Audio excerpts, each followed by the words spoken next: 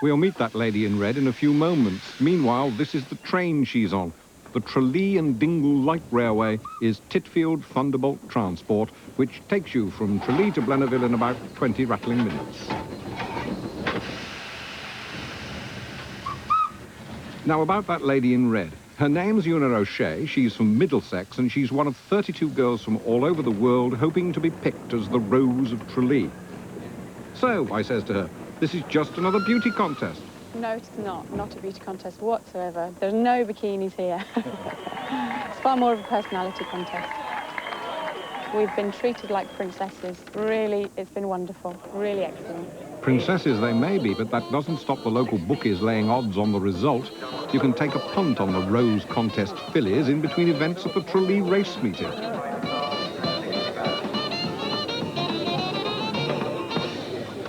This is serious stuff. Well, he wouldn't be here if it wasn't, would he?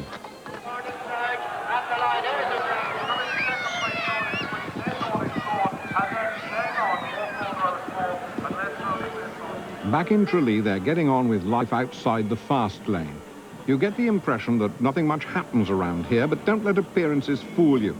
Tralee isn't exactly Torremolinos with Shamrock, but they've got tourism tapped.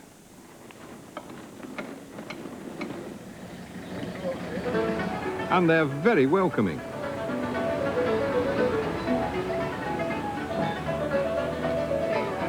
Ah, thank you, Bridget. How many times have you come back from a holiday and your best memory has been of the people you've met? Oh, I know new places are exciting and we tend to take photographs of the scenery, but it's people that make the difference. They certainly do that here in Tralee. Okay, so he's not people, but he was friendly. As for a good atmosphere, that's easily created.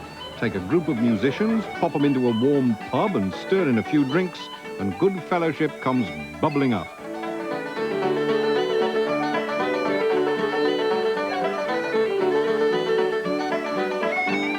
Yes, you're certainly welcome in Tralee during festival time.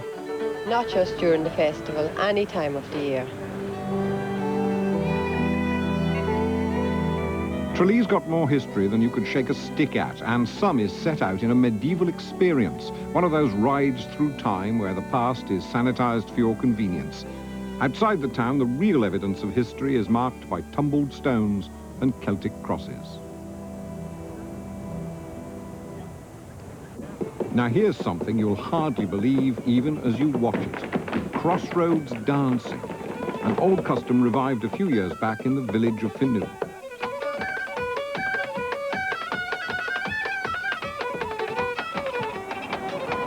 The beach at Ballybunion, not too tempting on a dull day, but it's seaweed, not sand, that's brought us here. Most health spas use powdered seaweed. This is the real thing, collected from the black rocks right here in Ballybunion. And there's plenty more where this came from, right? More, John, plenty of it. Back in Tralee, a hearty Irish meal helped me get over that seaweed session. We were there for the big night, the choosing of the Rose herself. Several hours of prime-time television are devoted to this event. The fact that the winner came from Walsall didn't upset the Irish one little bit.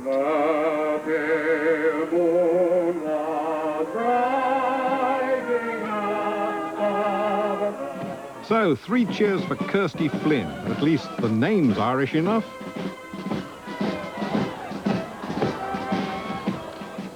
Here, come on. Well, the Rose Festival was a lot of fun, but there's more to Ireland than pop music and fun fairs. That's why I've teamed up with Pebbles here. He and I are going to go rambling around Kerry to discover the delights of part of Ireland. Yes, for about £12 a day, you can buy a holiday from a chap called Slattery that has you rambling with a donkey, covering a few miles each day and staying overnight in farmhouses and cottages that cater